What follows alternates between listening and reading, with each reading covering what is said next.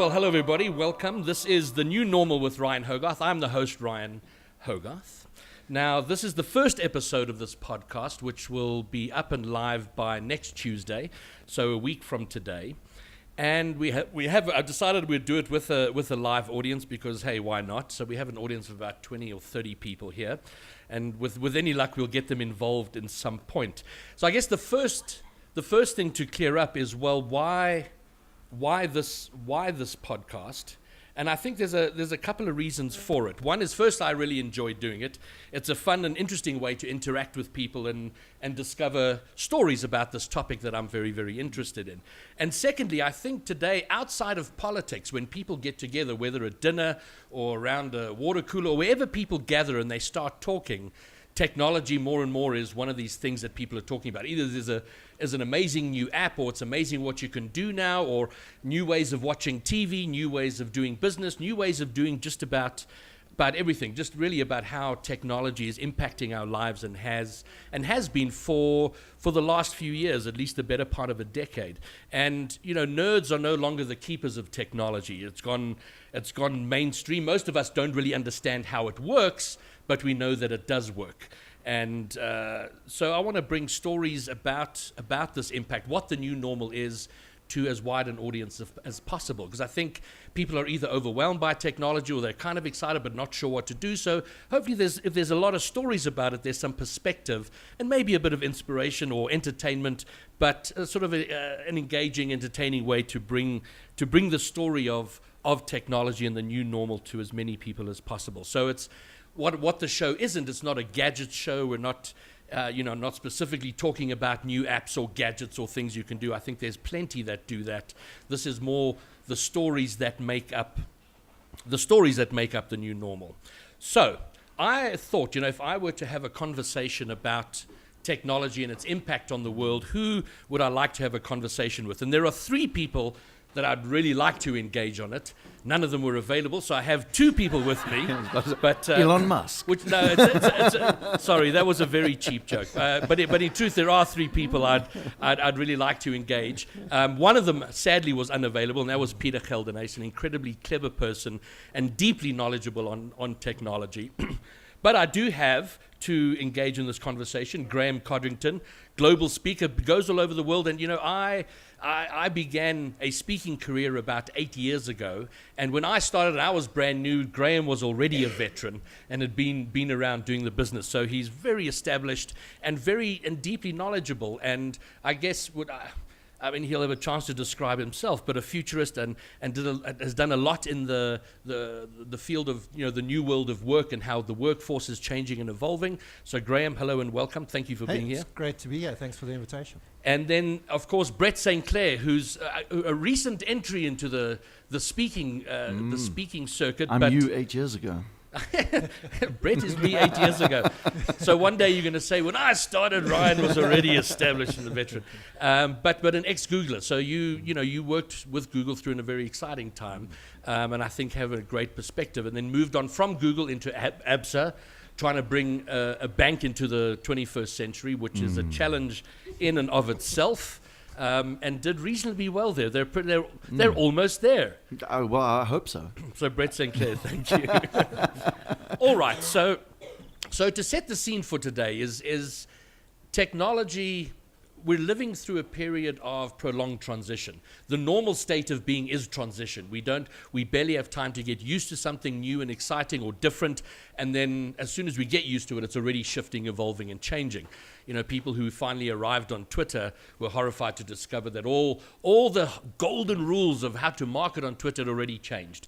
And so how on earth do we keep up? But from my own point of view, when I started talking about this, I think I was a romantic optimist. When I saw how the world was changing, and I really thought we'd arrived at a golden age, where an age of transparency, an age where information was free flowing, it was out there, it was forcing established corporate culture to shift and change, which was a great thing.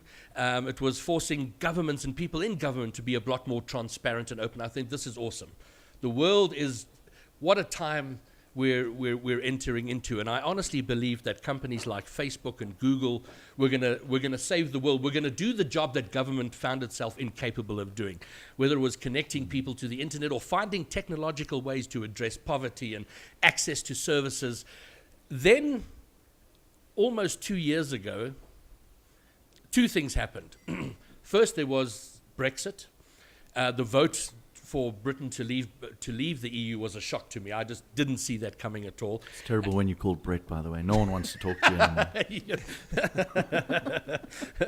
So I went, well, how can that happen? That was a terrible thing. And then just a little while later, then Donald Trump was elected.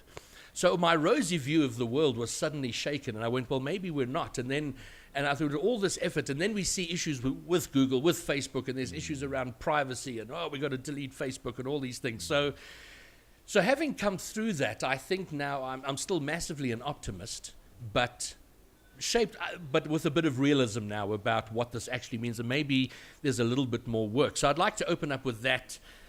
We're speakers, so by nature, I think we want to be optimistic about it, and we want to encourage people to be optimistic about it, but should we be? Oh, I love the dark side, by the way. I must admit, I'm like, poor old Facebook. I get the pressures they're under, and I can just picture what their PR team must be going through at the moment. And you've got a whole lot of Facebook guys posting, and the PR team just freeze everything, don't share anything. And meanwhile, their whole business model has been designed to extract a ton of data out of every single one of us. And even when they talk to their advertisers, they're linking that data up deliberately. They say they're not, but they actively go and sell it. So for me, it's quite sexy. I mean, it's quite interesting because we all knew as an industry that we were going down that path, and all of a sudden we've been caught out, and Facebook's getting a lashing. And, everybody who rides off the back of these social successes are going to be exposed to these darker sides. So I quite like it. I think it's good. As society, we need to hold the big corporations in line, in check, and it's our data, right? This is worth more than oil to these organizations, and we give it away for free. So I love the fact that Google, Facebook, and I'm an ex-Googler, we're all under pressure, right, to start being honest with everyone's data. And if you look at data right now, it's everything. We talk about big data, we talk about machine learning, everything hinges off data, so we best get responsible with it. So guys like Elon Musk pushing the whole, actually governance around machine learning and artificial intelligence, it is a good thing. How we establish that governance, how we roll it out, I think is going to be very difficult. Yeah. So I take the view more from the individual perspective that, of course, everybody who's ever ticked I agree with the terms and conditions has actually read them. So they knew exactly what they were getting into right from the start. But that is actually something. It's all very well for us to sit here and then shout at Facebook, shout at Google, and Though all they the don't give you rest. another choice, right? It's you accept or bugger off. Yeah, sure. But Has anyone not accepted? Yeah. I'd love to know what the terms are after that, right? No, So but they can't no. force you. But that's the whole point. If you want to use these services, and nobody's forcing you to, and by the way, nobody's charging you for them anyway, so it really is up to us to understand what it is that's happening. And that, so for me, Ryan, with your intro there, I remain an optimist because I think that what's happened is that a lot of people have basically said, I don't have to understand this world that I'm living in. I don't have to understand the technology as long as it works. And of course, the user experience guys at all these companies have said, that's exactly how we want it. Don't have to give you manuals anymore. Everything's just a click and drag and everything works fine. But actually, that's not the way that human beings should engage with the world around them. We should have some understanding of what's happening, what's going on behind the scenes, what's valuable, what's not valuable, what's right, what's wrong. And I'm very excited about the fact that where we are right now is demanding of us as individuals that we step up, that we learn this stuff, we understand this stuff. So the good side of getting my data, knowing me, and then targeting me is that I will stop seeing adverts that are of no interest to me. I've got teenage kids. You make a great media salesperson, by the way. I know. Right? I know. That's what we all I said, know. you know. But so I'm still of the view that the project that Google essentially embarked us on, and then everybody else built on top of that. I think that project is still right. But where we need to go, and in Europe now, there's something coming out called the GDPR, which is about data protection, and here in South Africa we've got the Poppy Act and so on. So these are regulations, but all those regulations ask of us and ask of companies is that they tell us what they're doing with our data. They don't say you can't use my data. They don't say you can't have the data, you can't store it. They just say it must be extremely transparent what data you've got and what it is you plan to do with it. And then I can indicate from my personal perspective what it is I want you to do with the data. If I don't like what you're doing, I have the right to say you no longer can have it. And so we are all as individuals going to have to step up, and I think that's going to be a good thing. I agree with you, it's a good thing, but the reality is that the vast majority of people will not. Because we're all, if I'm installing anything and I'm asked to agree to terms and conditions, more than likely I'm just going to click because I'm in a hurry. So probably there's better ways for us to find out or to know what I am agreeing to, because 12 pages of terms and conditions is problematic. But I suppose, I used to resist regulation, the idea of Europe getting involved and regulating, and or the states or even us, because government tends to be so far behind. Technology is moving so quick, it just becomes like a lead weight on progress. But there is a need for it, because as Google, Facebook, Apple, Amazon, they've become behemoths. They're at the point, they were the upstarts, and now they're at the point where they themselves need to be disrupted and challenged and all that. You're being chased on profit and growth every single quarter. So when you're under those kind of pressures to keep a 20% growth, you tend to lean towards maybe a slightly immoral position on attaining those growth targets. It's natural with large organizations. We see it time and again, the banks, the telco players. It all starts pretty rosy, and when you're under those pressures and shareholders all over your ass, you tend to see the organization do that. You know what I do get excited about? Two things. First of all, have you ever Googled, tell me what you know about me, Google? Have you ever done that? No, I haven't. So there's actually a lacquer page. If you Google, tell me what you know about me, Google, it will pull up, or it might be another phrase, but pretty much along those lines. I'm sure it'll auto-correct you. You'll be able to see everything that Google knows about you. And for some of us, probably a little bit dark and dubious, right? Speak for yourself. I don't know. I try to stick to incognito mode, but but it's quite interesting what they know about you. And if you want to get out of that system, it's one click and you can download your whole world. Yeah. Pictures, emails, searches, all that kind of stuff. So, I do like where they're going with it. But what I do enjoy about this pressure on data and the value that we're offering to them for a free service, because if the service is free, then you've got to ask yourself, what is the product? You are the product. And what I do like about it is that it's starting to drive all of us to think about different ways to consume services and content, which is great news for anybody who isn't a Facebook, who isn't a Google.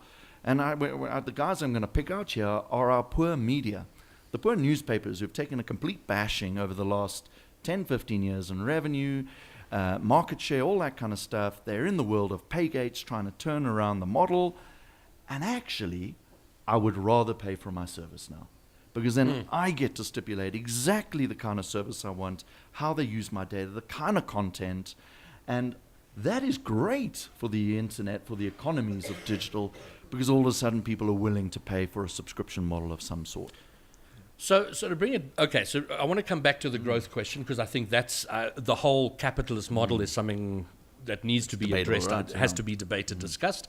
But before we get there, so I opened with the question, is the optimism we have about technology, and if you follow Singularity University and a number of others, there are unbelievable things coming, but is there reason to have that optimism?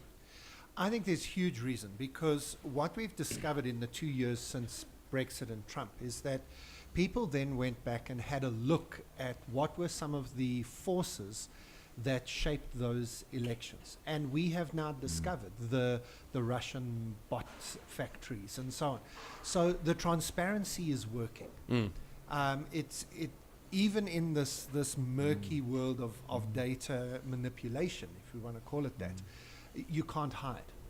And so once somebody says, hang on, this doesn't make sense to me, and starts looking, they find what they're looking for.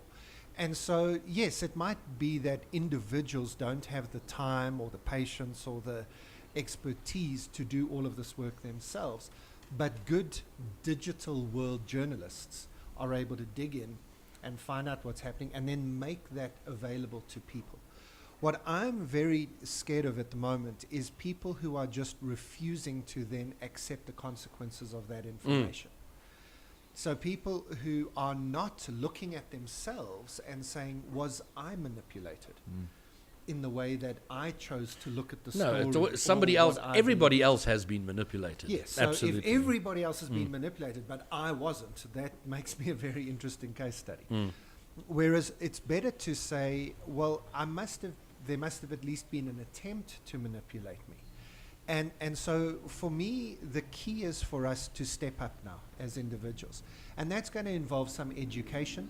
It's going to involve some development in people. And I think what you're doing on this podcast and what podcasts and these sort of things are doing, we've got to get better at talking to each other. At talking to people who don't have the same worldview as we do. And not talking in a way where I'm trying to convince you and change you. Convert. Not listening so I can answer you, but listening so that I can understand you.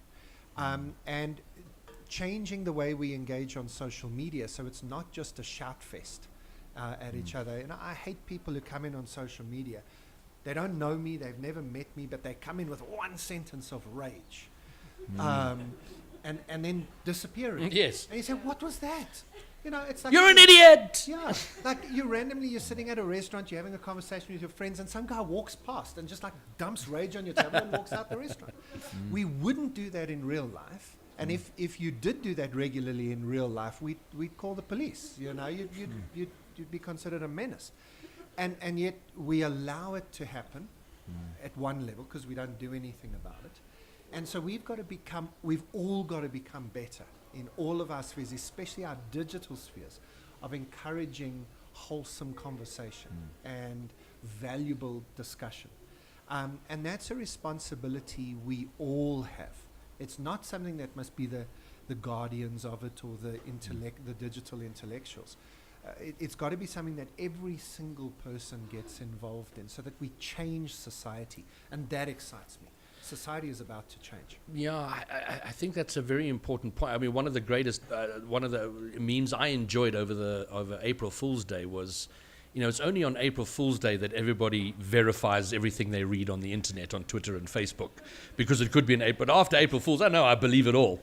But every day is April Fool's Day. Yeah, but that personal responsibility thing is important. And I guess my only worry is sorry, can I just interrupt and give you of an course. example there? Yes. So I've now decided that whether I know somebody or not, if I see a meme coming through my streams that I know is wrong, or just I look at it and go, that can't be true. We're recording this just after Easter, and there was one going around where it's saying Easter isn't a Christian tradition, it comes from Ishtar, the Hebrew god Ishtar. You know. Saying, I know a little bit about Christian theology to think that doesn't sound right. So you do a Snopes. The easiest place to go is Snopes. It's not 100% accurate, but it's a good starting point. So you go Snopes, Easter, Ishtar, literally 3 words in Google, and it comes up, first entry up is false. So you've taken 5 seconds out of your life. Now you go back to this person's thing, but here's what I ask people. I say, here's the link. This is false. Please remove it. Don't leave it there and now have my comment as a correction. Remove it. You have literally lied in public and you're caught out. So I'm not shouting at you. I'm not coming with rage. I'm helping you to see you've made a mistake. And luckily, we have a delete button, so it's easy to correct.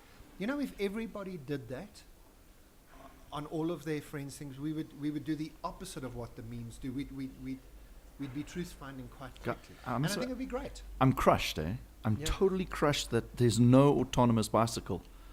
I didn't realize that. And you guys have just crushed my world. Seriously? I love that idea of putting my children on the bike and sending them off to somewhere.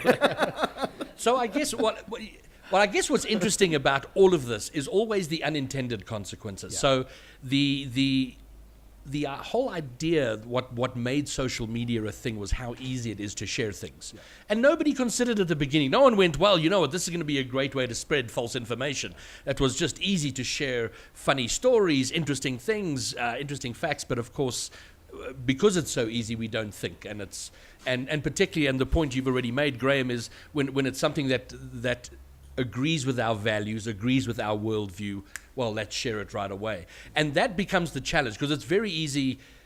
Everybody will challenge a meme or a piece of information or a link that is from the other side of the political spectrum, but never your own. Yeah. You know, if it's something that says, you know, Donald's bad or Hillary's bad, or like, oh, okay, great, you know, then I'm happy to share that. So it is being more broadly responsible. One of the things that schools should be teaching, and I've always thought that it should be a subject, instead of teaching calculus, and I do realize we have at least one maths teacher in the audience here, but instead of teaching calculus, which less than 1% of students are ever going to use after school, we should But if we're replace the going down calculus. machine learning, everyone's going to be using it, surely. Really? No, not calculus. We should be teaching statistics. Yeah. And you know, I think if people knew what the average deviation was from the mean, if everybody knew that, like they knew what 1% was, I think we'd have a lot less hassles in the world, because people would look at norms and normatives and know the difference between. Well, I guess that's a part of critical thinking. I mean, if there's any skill that individuals need now more than any, is that critical thinking. And what statistics lead you to is cognitive bias. Right. And in particular, the one you just referenced is confirmation bias. And we should know this. We should be able to use this language in everyday conversation. You know, there's the recency bias, which is that the thing that's most recently in your mind has the most weight and value of something.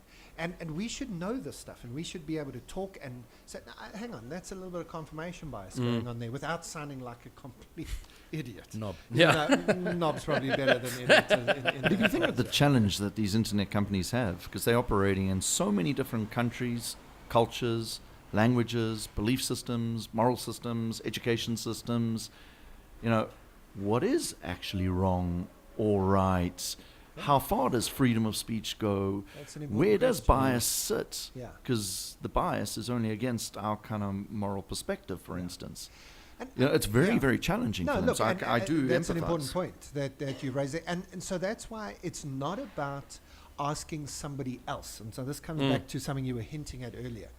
I don't think that the answer is to have a third party who helps us to decide what truth is. Right. Because how do you do that? I mean, to your point, Brett, how do you do that? Because at the moment they just sit back and go, well, we can't touch Yeah, it. we can't touch it. But I do think that we can insert into the system filters that people understand. I think we haven't been taught those filters, is my point. So you're not teaching people what the filter should say, what's right and what's wrong, but you're teaching them that there should be a filter. I have to admit, I'm going, artificial intelligence will solve a lot of these problems. But then I start thinking, you feed it with a bunch of biases and we're still in the same problem. Then we've got a big brother whole kind of presiding over us at a global level, saying, yes, no, don't fire over some drones and shoot them.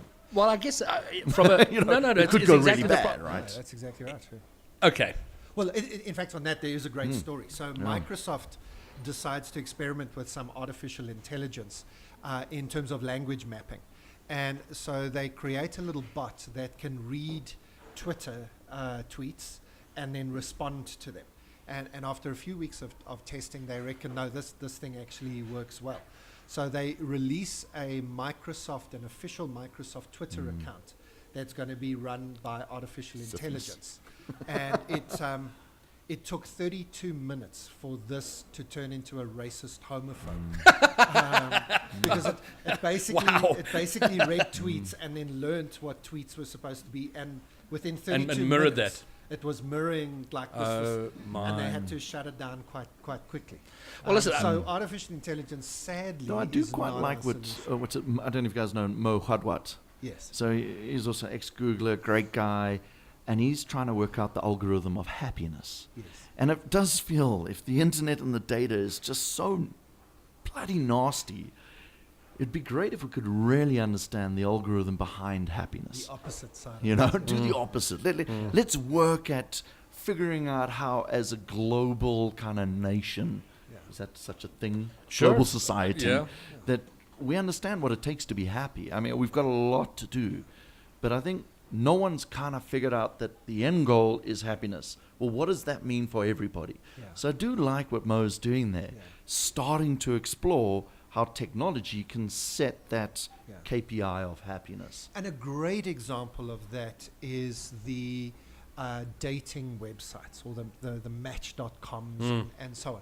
Not That's the more ones, than happiness. Not that the no. Not the kind of the Ashley Madisons that are designed to help you to just have a one-night stand. The ones that are saying specifically, Sorry, I don't know what Ashley Madison is. there's, I know you don't. Yeah. I checked through the list, Brett, to see if your name was on there. No, it wasn't. But the dating sites that say, we're not here to just help you have a fun time for one weekend or whatever, but there is science behind finding a great partner in life, because there's psychology, there's personality profiles, There's Scent. there's race by the and way. culture. I've watched the show on Scent. Yeah. I must admit, my wife smells amazing. There we go. Maybe it was Well, overshare. I'm guessing it's tough to be long time happy with somebody who smells gross to you, right? Yeah. So Yeah. that makes sense Yeah. to me. So the point is, there's probably 100 criteria that we don't fully process consciously. But if you are honest, now this is the reason for the example. If you're going to a dating site and you say, what's the best photo taken of me in the last 15 years? Let me upload that one. It might be Yes. 12 years out of date, but I look really great. Awesome. Or 15 years ahead. Yeah. And let me just sort of ramp up everything. I'll, in other words, I'm lying. I'm putting false information into this thing. Then the computer uses that profile and tries to find somebody who's also done the same Yeah. thing. So it's trying to two fake people. They're going to Two get on fake great. people, Yeah. They're going to, these Yeah. two people will get on brilliantly. We then meet each other in real life and go, what the hell's the computer thinking? Not the computer's fault we messed up. The more honest you are in the system, the better the result's going to be. But are we all brave enough to be entirely honest with But the do we system? even have to be? Because that brings me to how much Google knows about you. And recently that's become a topic because recently the whole Facebook and whatever, and I saw a guy did a thread, and it was probably 15 tweets deep about everything Google knows about you. And if you didn't know this before, it's terrifying. I mean, I knew this. I understood and Google knows a hell of a lot about you. I mean, you can ask Google, where you were on the 17th of June last year at 12 o'clock. Google will tell you where you were. It records and keeps a recording of every voice search you do. By the way, a few people in the audience just But here's the point, because when you do What see day? that, it does freak you out. But there's an important point here. We've always, ever since we've used a rock to fashion a tool, we've used technology to augment our lives, to make life better. And every advance has been treated skeptically. Every single advance from, cars, aeroplanes, everything was, this is going to be the end of civilization as we know it. Autonomous bicycles. And now it's happening at such a rate that we spend most of our time being overwhelmed, worried, and afraid of what the future is going to hold. But the example you give about matching you with the right partner, within the next decade, Google is going to know so much about you. And this is, I have to say, I read this in Homo Deus, I think, where you'll go to Google and say, okay, Google, I've got two options here. I've got Brett and I've got Graeme. They're both pretty awesome. Me. But which one should I pursue a relationship with? And Google's going to know, and Google's going to say, well, look, I You're can looking tell great today, Ryan. I can tell you what your heart rate was every time you had a conversation with Brett. And when you went out with Graeme, this is what was going on. And your responses were far greater with Graeme. And so it will inform you and say, and I even know enough about you to know that you're hoping I say you should go with Brett, but really the answer is Graeme. And so, and we think on the surface of it that that's a bad thing. Yet, is it? I mean, the idea that this technology... I don't think it is. Correct. On the surface, So, I don't yes. think it is. So I'm one of the human, maybe that small 2% of the early adopter. But everybody else Who gets doesn't know. horrified by it. But in truth, they love what Google does for them, Yeah. or any other service that knows them and understands them. Exactly. And you know, the fact that, you know, I was on stage the other day, you know, doing a speech, and I said, you know, we don't want to own things anymore. We just want to say, okay, Google, play music. And in my pocket, my phone started playing Roxanne, which was amazing. And I thought that was really awesome. There it goes again. And then I was in the kitchen, and I'm going through a Milo phase. I love Milo, so I'm making, you know, my 7th glass of Milo over the weekend, and it's coming to the end, and I'm going, I must remember to buy more Milo. And impulsively I said, okay, Google, put Milo on my shopping list. Yeah. And I was horrified. Google said, okay, and then opened, and there was my shopping list with Milo on it. I'm like, oh my, this is amazing. Yet, so I go, surely I'm happy for Google to know enough about me to make those, to help me with those choices. So since we took rocks and fashioned them Yes. into tools, the second day of using that tool, we used it to smash somebody's brains in. Right. No, absolutely. but it's sadly exactly correct, the yes. analogy.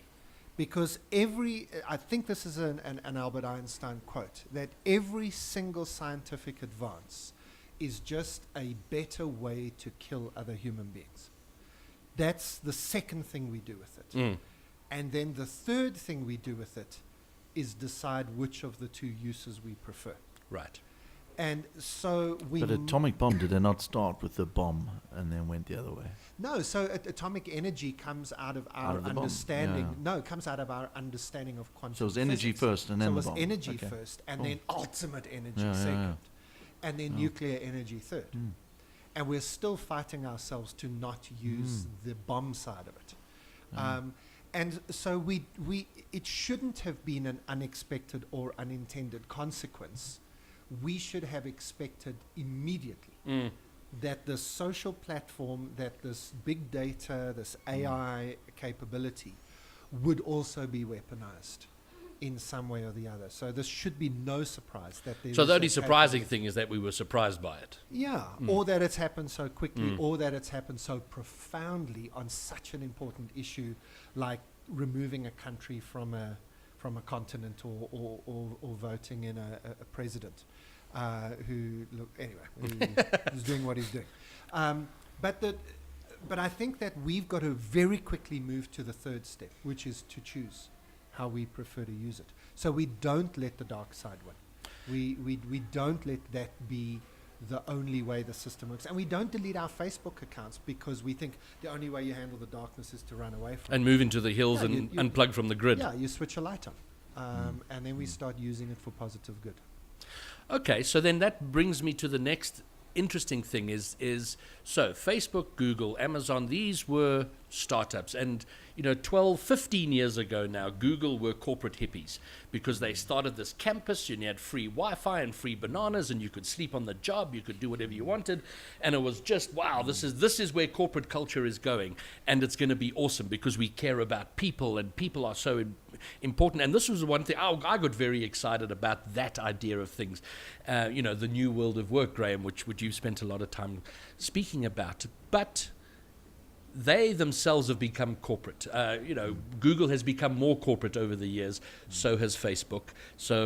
And I think part of the problem, we have a clash of new ways of thinking, new ways of doing things, and having to reimagine the way we go about living, the way we go about doing business. And it's clashing with 19th, 20th century dogma and industrial revolution thinking. And as soon as Facebook goes public and Google goes public, now they're answerable by law to shareholders. And all shareholders want is a bigger slice of, I just want more action. I want more money. And that starts to drive us in a weird way. So how do we take this new amazing thing and the promise of the new culture and the new thing, and actually at what point does it become part of the culture? Tell you what I get really excited about is that they're now the big monopolies. They're the Kodaks, and They're the IBMs and in today's world, if I look at cloud computing, a two-person business can fire up the equivalent compute power in seconds and bill it to their credit card to compete against a Google or Facebook. So as much as I see it, like I talk about when I was at Google, there were 5,000 of us. By the time I left Google 5 years later, they were hiring 5,000 people a quarter. And that was 3.5 years ago. So it is a big corporate beast that will suffer from politics and governance and all these things that are going to slow it down, that they will fight to its nth degree to not happen. Now what they're doing, what's actually happening is you're getting people who have been exposed to those new technologies, those new worlds, those new ways of working, and they're starting to start their own businesses. And they're going to leapfrog those organizations. And those technologies that are in place, things especially like cloud, especially like broadband, 5G, ubiquitousness of any device to do anything and access to all kinds of knowledge, instantly, actually funny enough, I just had a meeting now with somebody who went, I'm now trying to learn how to do machine learning, so I'm on YouTube a lot. Isn't that fantastic? I mean, you can literally do it for free. You become an expert on machine learning. And I think it's that beautiful leveling of the playing field, and what I'd love to see more in South Africa, of us being bold enough as South Africans to go and solve our own problems. So, Brett, because it's there. Yeah. And we can compete at that level. At Google, I mean, Google X was part of the machine while you were there, right? Yeah. Because that, for looking AstroTeller was his business. Looking in from the outside. Used to ride around and blow rollerblades the whole time. Yeah, so for those who don't know, Google X, and correct me if I'm wrong on this, Google X is where Google take their crazy ideas. So they recognize that as you grow, you can't be a commune of hippies when you've got 50,000 employees. You've got to have some structures and systems. So how do you retain that initial kind of craziness, unstructuredness? And I think a lot of the big tech companies do it by creating a space for them. So they take them out of the main hierarchy. Google X is even outside of the shareholder area. Well, it's not Alphabet. Yeah. So Alphabet is the corporate holding company that holds all these different... And X is there. And X is A, B, C, D, E, F, G, yeah. Under X, okay. Yeah. They've split that out as well. But that's where, if you had that crazy entrepreneurial idea, you'd be seconded off to Google X, and you didn't have the same shareholder issues on your back and so on. So the point of, and phrase it as a question, for you as a Googler, as a Google employee, did you feel that you still had that ability to be entrepreneurial and to think outside the box? So yes or no, right? So depending on the organization, I did a lot of work in the AdWords teams, and I was very googly. And then I moved in, I spent half my career actually in the new Google Cloud teams, running their cloud business. And I was very corporate. So you had the AdWords people who came out of this world of digital, and they'd grown up out of startups, and you had the cloud world, which all Oracle, Microsoft, you name it, individuals building very traditional organizations. And it was two very, very entrepreneurial still to this day in the AdWords business, very traditional in the cloud business. And I think you do have to be traditional because you are supporting large organizations. So you've got to match what your customers' needs are. Whereas in AdWords, it's very much startup driven and marketing, and you've got to match what they've got. But I see this in big organizations, by the way. It's just my time in ABSA, we were trying to figure out how do we digitalize a bank? And there really are three approaches. You either you put something on the outside, and that's also a challenge in an old school business, because on the outside means I'm funding something that is costing me a lot of money, and if it doesn't bring a return in a couple of years, what are you going to do? You're going to cut it. And the chances of getting it right as an entity on the outside is slim. And I don't think organizations understand that Google X is going through thousands of projects, and they are turning and they're burning billions of dollars. And most of them are not working, right? Yeah. Most. I mean, your innovation, so your average innovation in the world sits at 4% success rate. Yeah. So if you take Silicon Valley, it's probably closer to 10%. You take South Africa, we're probably on the lower part at about 1%. So your return on investment is shocking. Yeah. And that's why some larger companies would prefer to let the small companies do it. And then you Learn acquire. from them and cannibalize them. You buy Exactly. the 1% or the 4%. So that's a great strategy. You acquire, or you got to do it internally. Yeah. I personally am a fan of internal Yeah, me too. transformation. It's hard, it's painful, and very difficult to do. But if you commit to it, you will win. It's difficult to create these outsiders. In all of your travels around the world, and you speak to a lot of businesses, and you've been doing it for some time, as I alluded to. So, and so things must be quite different to when you started, let's say, 10 years ago, when you were sort of out there and going to. Is it changing? Is it changing, Graeme? Yeah, Give us some hope here. No, I think it is, and it's changing in multiple ways. So there are lots of companies now that are trying to follow the Amazon and Google and Facebook models. So Ford, for example, now have something that I was actually Called a at really the- good PR at the team. launch. Oh, sorry. So the Ford Mobility Services, which is basically asking the question, what does Ford look like where we don't sell cars anymore? But we're still in mobility services. And I was involved at one of their launch events here in South Africa. This must be 4 years ago, maybe 5 years ago. And now they employ, I think, close to 1,000 people. And they're stealing people from Silicon Valley by saying within 5 years, your most powerful computer will be your car. So stop working on social media platforms where people share cat videos and pictures of their breakfast. And squish cats. And come and move to Detroit and do something meaningful with your life. By building the computer car. So, if a car company that's 100 years old and, built on the Model T Ford is beginning to shift it is shifting. It's also shifting in the way that companies are who they're looking to employ. So a very simple example is there are a significant group of companies who, as of this year, are saying we're not looking for a university qualification anymore. McKinsey, Ernst & Young, Microsoft, Google themselves for a long time already. Yeah. I never had a degree, by the way. Yeah, And I worked there. many companies that significantly trained and qualified people would want to work for are saying, we don't care about your university degree because you've got the wrong qualifications if you've gone through university. Or not necessarily the wrong, but they're not what we need. So I'm seeing a lot of change at the moment in the future of work. And a lot of companies waking up to the fact that it isn't just a tweak of what we were doing, it's a whole new thing. And that's incredibly important to me because the phrase right now is digital transformation, and I love the fact that digital transformation means a tweak. To your point, whereas the word transformation is you were something and now you're something almost completely different. And I was talking to someone from why have I forgotten the name? The biggest consulting company in the world, Accenture. Is it? McKinsey, Accenture, yeah. And a German guy, and I had this conversation. He says, Hans? He says to me, so what for you is digital transformation? So I'm talking about people and culture and whatever, and then it's technology. And he says, well, for us, it is cost and efficiency. and I went, well, that kind of sucks. If that's all it is, I mean, of course, that's part of the equation. But if that's all it is, surely we're just doing more of what we've always done and not going to get much further. Bigger, faster, yeah. I actually believe digital transformation is purely about experience. And to get experience for whom? Yes, customer, but who? Experience for whom? So it's in your workplace.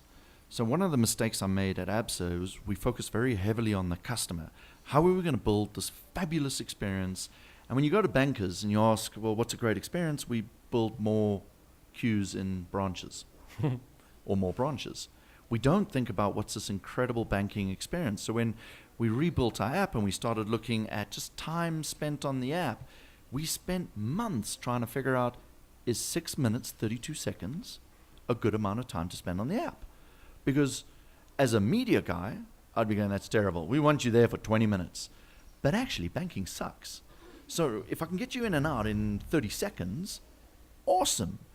And what was interesting, as we focused on the time spent in the app, our revenues literally quadrupled. The less time people spent on the app, the more time they wanted to spend banking. So it was quite interesting, that dichotomy. So I wish we had spent more time focusing on the experience of our staff, the onboarding experience, what it was like to actually work at the bank, because that is horrific. I don't know how many people have worked at a bank. It's a freaking disaster.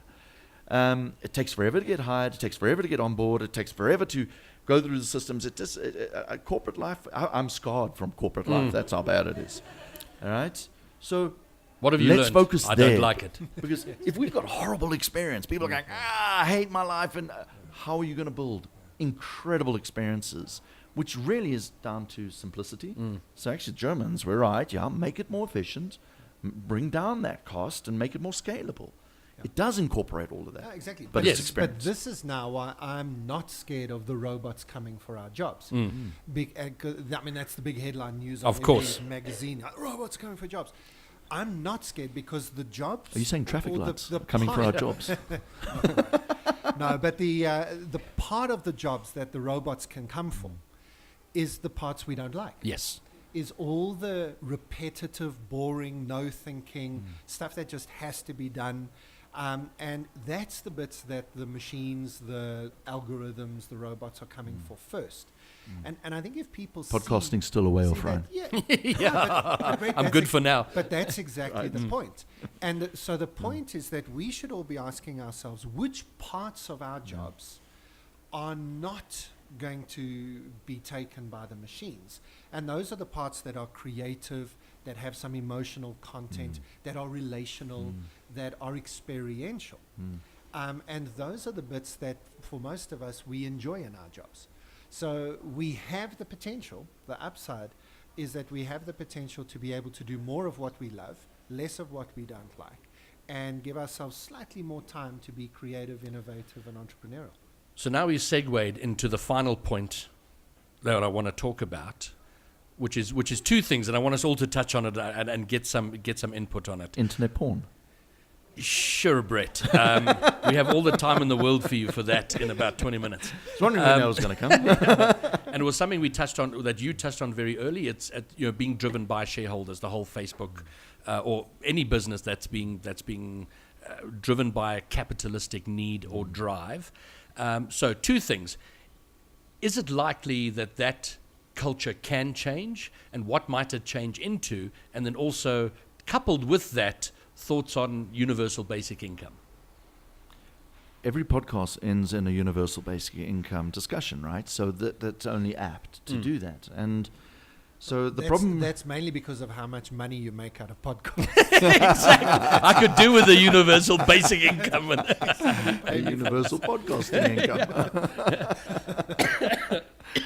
So basically, there's some challenges. So our economy is globally a real problem. We all know that. Capitalism's under pressure. Steve Keen, who's already predicted, or Dr. Steve Keen has already predicted the first crash in 2008, one of two people to do it, is already predicting the next one. And it's all around the amount of debt that we're carrying as society against our GDP. And just very basically, he tries to match it up to zombies or the Walking Dead and categorize countries going that kind of way. So we're in the Walking Dead space where we're overloaded by 60%. So 60% of our economy is actually debt compared to GDP. But compared to, say, Canada, which is third, is sitting at 165%. So now you start thinking about when the interest rates maybe go up by 0.25%, the entire economy is under massive pressure there. Then the US is at 210%. And then the most scary of all is China at 250%. So we are going to hit some kind of economic collapse. How money is run, which essentially is just debt in itself. The banks leverage at 10 to 1 the amount of money that's actually in society. That's crazy. So we start heading into this world why cryptocurrencies are around. And at the moment, they're very speculative. So everyone's going, should have bought Bitcoin, should have bought all that kind of stuff. It's wrong that it's speculative because it's mucking with the ecosystems of how much it costs to do a transaction on a blockchain. And it would be really awesome if it was cheap, because suddenly it would be a currency We need a digital currency. So I see that there's going to be this problem. We're going to hit another financial crisis, and I think some form of a cryptocurrency is going to be there to help reestablish these new mechanisms. But All now right. here's where UBI comes in. Okay. UBI is essentially saying there is enough money for everybody out there. Why don't we rebalance it? The rich are still rich. They're just slightly less rich. But now everyone has a baseline to be able to do something. UBI, Universal Basic Income, then protects us from the people who did have labor or mundane jobs that AI is taking over. And they can free themselves up to study, to make their lives better, or my personal favorite, get drunk every day. Right? So those are the choices we're going to be faced with. Whether or not UBI comes out in the form we think it'll be, who knows? Well, I guess But we're in for a big ride, right? my question really is there a better model than the one we have, and how likely is it that we will come to adopt such a different option? The problem in the world is not that people don't have money. The problem in the world is that people don't have jobs and purpose. And, having a job is not just so much about earning a salary. It's also about having dignity of A purpose. place in the world, yeah. Place in the world. Something people are designed to contribute. They are designed to be part of a society. It's who we are. And we're doing mundane jobs because we're just desperate to feed Yeah, ourselves, 'cause right? there's something to do. And as much as I realized that it was a laugh line about getting drunk every day, that's not a life, right? It's not life, right? And so unintended consequences of social safety nets are that people are then encouraged to do nothing. Well, Whereas- I think the problem, first of all, is that if it's viewed as socialism, Yeah. pure and simple, Yeah. of course there's going to be a problem because you can't just have that. But my understanding of universal basic income is that we're thinking about it a bit differently. It's not just, you're not working, here's money. Precisely. And so, in the UK at the moment, they are considering asking people who get a social payment each month to then be required to work a certain number of hours for the state. Not onerous, not a massive amount, because they're not being given Like a lot civil of money, service, right? but civil service. And so I think that part of this conversation is not just about the money and equalizing out some of the financial irregularities, but it's also thinking very, very seriously in a digital world, how do we help people to find their place and their contribution? And this is something that our team has been really focused on over the last few years. We've actually built something called the Future of Work Academy. And the Future of Work Academy was really set up to ask and answer the question, what are the skills that humans can have and develop that machines can't? And then how do those skills convert themselves into jobs and into contributions to society? And we need to help everyone to develop these skills so that they can have something to contribute. If all we're doing is stepping back, and I know this isn't what you were saying, but a lot of people are saying with this universal basic income, well, nobody's going to have jobs in the future, so we better just give everybody enough money to survive. I mean, that really feels I think it's even upping worse us than nuclear war. on Yeah, that's a bit apocalyptic, I think. on Maslow's hierarchy to free us up to do more. Sure. That's the point of it. And that's all of us would agree that that's what we see Yeah. the result. But I think there's a lot of people who sort of in the architecture of UBI who see it just differently.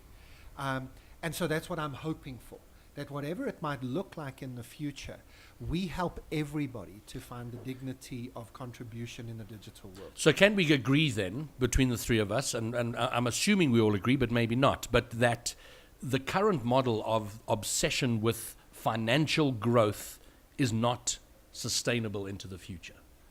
Once I've achieved my financial Once goals, you're okay, yes. yeah. I think Right? That's the Yeah. problem. Everyone's No, like, absolutely. sure, but As soon I as wanna earn as soon as I'm through the problem, gate, we right? can close it. Yeah. but let me rephrase it differently. Yes. And the cliche, because it's been used badly by different people in different ways, is the balanced scorecard. Yes. But if financial measurement is only one aspect of how you measure success in life, it's fine. You can't remove it. So I would if you're thinking, well, we can't and shouldn't measure growth and finance. Well, it on its own and the only It's thing. on its own and its only thing is absolutely dead in the water. But it has to be there because that's how you sustain everything else. But then the question is, what is everything else? What are the other things that you are measuring? Maybe let me make this practical. So one of the models that we use at the Future of Work Academy is Ikigai, which is a Japanese concept which takes 4 different elements. And it's actually set up to help people choose careers and paths in life. And when I was at school, my parents asked, what are you good at and what will you get paid to do? And when you find the combination of the Venn diagram that has those 2 things together, you've got a profession. Then, luckily, a few good teachers at school said, but do you like it? So you add a 3rd dimension of, well, do you actually love it? And so today at schools, there's a typical, when you're choosing your subjects for school, they say, do one that you need to do in order to get into university. That's typically maths or science. Then do one that you're good at, and then do a subject that you love. And that gives you a nice rounded, 7 subjects for matric or whatever. I think there's a 4th element, and that is, does the world need it? Right. And that is, are you making a contribution? Are you solving a problem? So instead And of that's almost should be number 1, isn't it? Because for me is the thing. So you want to become a doctor. Why? Oh, because it's a really high-paid career. Sorry, kid, you're a bit of a psychopath. But also, that's not always going to be true, because AI and robots are going to come in for that job. Might not be true in the future. But if you say to me, I want to become a doctor because I want to, that's a way to contribute to the healing of the world and so on. Now we're beginning to have a more rounded conversation. And I think that model of saying, I want to find a place in life where I'm doing something I'm good at, I'm being paid for it, maybe not $1 billion a year, but paid enough. It's also something I love doing, so I'm not only good at it, but I actually also enjoy it, and I'm contributing, and the world needs it. That place, if you can find those 4 things together, you've found a life that you can live forever.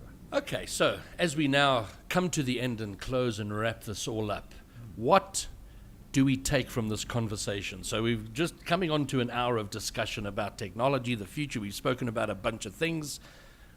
What do we take out of all of this? Why people have taken their time out of their busy days to come and listen to us talk.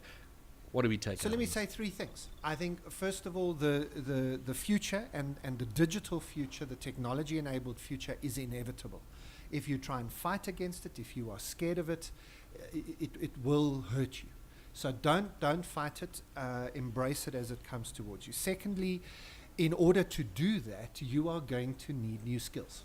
The skills that we have, the things that we think we know, the abilities, the qualifications we have are not good enough. This is not a tweak of history. This is we've taken an off-ramp off the highway of history and we're on a different road now.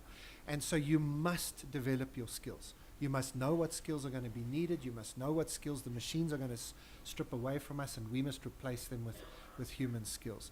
And I think the third thing is that we need to find out what it means to contribute. And that contribution can be from correcting the crazy stuff your friends say on social media to changing your career so that you can give back to society. But I think each of us must have a contribution mindset rather than a productivity, efficiency, and consumption mindset. Great. Brett? Yeah, I look at it from the workspace, right? Because every day we either starting businesses or we work in big corporates. And I think the big shift we need to start doing is getting better at solving the right problems. So many of us have long tasks, right? Tons and tons of lists that have been carried over year on year on year, and we're really bad at identifying what is that right problem, try and figure out the assumptions, and do it quickly. Because as you work through these problems, or these customer problems, or these problems at work, we've got to get better at doing it faster. And I think at the moment, we're pretty set in our ways. We go to work, we open up our laptops, and we do a set kind of approach to our day. We need to change that. We've got to get better at doing it faster, because you're never going to get it right first time. I mean, the Googles and the Facebooks of the world have taught us that. You need to get through this list very quickly. And then the final part is, how do you then, when you're on the right thing and you're doing it quickly, how do you scale it? How do you take it to market very, very quickly? And the scale that we're going to be faced with, guys, is different, right? Google and Facebook, we talk billions. But in the world of Internet of Things and blockchain, we're talking trillions. So the scale of our economies are going to be very, very different. The margins are going to be very different. So how do we learn how to scale much differently? Great. What's your answer to that question? Yeah. Well, I think Podcasting rules. sort of, well, no, it's kind of taking it parts of both viewpoints, and generally speaking, I think the optimist approach is correct. Human beings are, I think we're, Bruce Whitfield does a talk on South Africa, and he says South Africans are very good at walking to the brink and looking over the brink and then going, not today, maybe another day we'll jump off, but we won't. And I think generally humans are like that. And we tend to see immediate problems right now. Right now it's Facebook, and oh my goodness, it's going to kill, we're all doomed. And we I think we're a lot more pessimistic about what the future is going to be than what it turns out to be. And by and large, overall, we always seem to get it mostly right. And if we look at human civilization over the last 10,000 years, that's certainly borne out. Again, from Homo Deus, he starts off by, the three things that obsessed human beings for centuries has been famine, war, and disease. And we're trying to overcome these. And by and large, we have overcome that. More people die today from overeating than from starvation. More people die from suicide than from crime. So by and large, we've overcome these issues. So, die of old age than from disease, and more people die from old age, or whatever it is. But by and large, we're in a better place than we've ever been, and I think that will continue. But having said that, we also, as much as we can be pessimistic, we can be overly optimistic. So my first approach in the early days of this was, here we are, utopia is on the way. And I thought I was quite realistic in my view at that time, and now it's kind of been tempered. So the utopia is never going to happen. Just by the way, there's a great quote you can use in your presentations. Yes. Winston Churchill once said of the Americans, he said, they always do the right thing after they've done everything else. That's exactly it. Yeah, that's a nice summary. I think that's a great summary. Yeah, so the utopia is never going to happen. We're always going to find reasons not to quite get there. But more than anything, and it I think comes out from what you said, Graeme, is that we have to be a responsible part of the future. We can't let the future happen to us. We have to be involved in it, be part of it in our businesses. If you're bitching about your job, if you hate your job, you have a massive responsibility in that. There are other opportunities. There are better things to do, whether it's starting your own business or just finding a better company to be part of it. But don't tolerate being in a place, I'm stuck, I can't move, and there's no opportunities for me because I'm white, because I'm middle-aged, because I'm disadvantaged. We all have reasons why we can't move, and the responsibility. You can do almost anything you want. The world is like that. We're globalized. You can network with anyone anywhere in the world, find something, and make it happen. So I think that's my overall take on it. Reach out and connect. Yeah, okay. All right, fine. So we've come to the end. I'd like to thank the venue, Impello, who've very openly opened their doors and allowed us to come. It's an awesome little place. We're on the rooftop overlooking massive parts of Joburg. It's incredibly pretty. It's a great day here. So thank you for Impello for allowing us to be here. I'd like to thank all the people who were active on Twitter, Juanita, Nicola, Unlocking Potential, whoever that is, and then Jerry and Machik. I hope we didn't overlook points that needed to be covered. But there you go. And of course, I'd like to thank the sponsor of this podcast, powered by Dell. And of course, my two guests, thank you very much. Graeme Codrington and Brett StClair, thank you for a great conversation. Thank you. And of course, thank you to you all for being here. I hope that's been worth the effort to come out. And let's stick around for a bit if you want. Grab a coffee, grab a water, grab a juice, and let's chat. And thank you for being part of this first episode of The New Normal with Ryan Hogarth. Thank you very much.